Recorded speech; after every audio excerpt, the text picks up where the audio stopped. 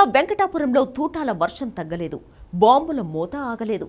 కర్రెగుట్టను car మేఘంలా కమ్మేసిన భద్రతా బలగాలు మావోయిస్టులపై బుల్లెట్ల వర్షం కురిపిస్తున్నారు. కేంద్రం పంపించిన వేల మంది బలగాలు ఎట్టకేలకు ఆపరేషన్ కగార్ను చివరి దశకు తీసుకువచ్చాయి. కర్రెగుట్టపై జెండా పాతాయి. నిజానికి ఆపరేషన్ కగార్ కేవలం వెంకటాపురం కోసం చేపట్టిన ఆపరేషన్ కాదు. ఛత్తీస్గఢ్, తెలంగాణ, మహారాష్ట్రలోని గడ్చిరోలి, ఒడిశా, జార్ఖండ్, మధ్యప్రదేశ్లో మావోయిస్టు ప్రభావిత ప్రాంతాల్లో నక్సల్ను అంతమొందించేందుకు కేంద్ర ప్రభుత్వం 2024 జనవరి 1న ఈ ఆపరేషన్ కగార్ను ప్రారంభించింది. కేంద్ర హోంశాఖ మంత్రి అమిత్ షా నేతృత్వంలో ఈ ఆపరేషన్ నడుస్తోంది. 2026 మార్చి 31 నాటికి భారతదేశంలో మావోయిజాన్ని పూర్తిగా అంతమొందించడం ఈ ఆపరేషన్ లక్ష్యం. మావోయిస్టులకు చెందిన people's liberation guerrilla army battalion number 1, Dandakaranya special zonal committee, Telangana state కమిటీలను లక్ష్యంగా చేసుకుని ఈ ఆపరేషన్ను కొనసాగించారు. అలా మొదలైన ఈ ఆపరేషన్ కగార్ ఇప్పుడు తుది దశలో ఉంది. ముఖ్యంగా ఛత్తీస్గఢ్, తెలంగాణ సరిహద్దుల్లోని కర్రెగుట్టల కొండల్లో తీవ్రమైన సైనిక చర్యలు కొనసాగుతున్నాయి. సుమారు 10,000 మంది భద్రతా సిబ్బంది ఈ ఆపరేషన్లో ఉన్నారు.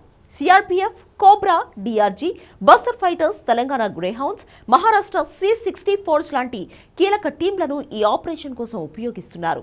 డ్రోన్లు, హెలికాప్టర్లు, శాటిలైట్ సర్వేలెన్స్లతో మావోయిస్టు నాయకులైన హిడ్మా, దామోదర్, దేవా వంటి వారిని లక్ష్యంగా చేసుకుని వేట కొనసాగిస్తున్నారు. 40 నుండి 44 డిగ్రీల ఉష్ణోగ్రతలు, నీటి కొరత, డిహైడ్రేషన్, సన్స్ట్రోక్ వీటన్నిటినీ అధిగమిస్తూ ప్రతి ప్రాంతాన్ని జల్లెడపడుతున్నాయి భద్రతా బలగాలు.